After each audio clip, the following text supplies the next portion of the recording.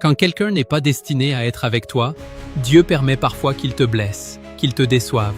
Pourquoi? Parce qu'il sait que parfois, c'est la seule façon de t'ouvrir les yeux et de te faire comprendre. Cette relation n'est pas pour moi. Ça vient de son amour. Ces épreuves sont là pour t'apprendre le discernement. Qui mérite ton respect et qui ne mérite pas ton énergie? C'est fait pour arracher les mauvaises herbes dans le jardin de ta vie. Ton cœur doit être entouré de gens qui te donnent de la force, pas de gens qui t'épuisent. Tu mérites un entourage positif, stable, qui correspond à ta foi. C'est pour ça que tu dois dire merci, même pour la trahison. Car c'est elle qui t'a montré la vérité. Remercie Dieu pour ces déceptions, pour ces séparations douloureuses, car ce sont elles qui te poussent à grandir.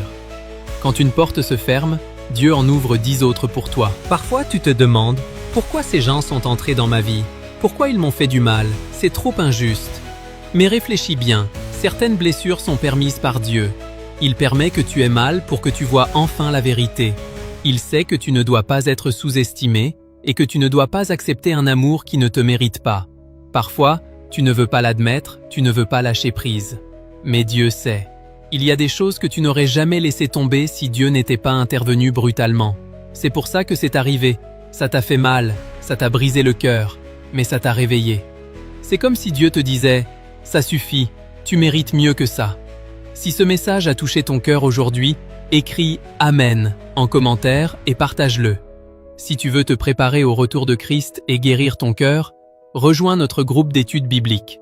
Contacte-moi via le numéro WhatsApp à l'écran. Chaque soir, on prie et on lit la Bible ensemble pour fortifier notre foi. On est ensemble.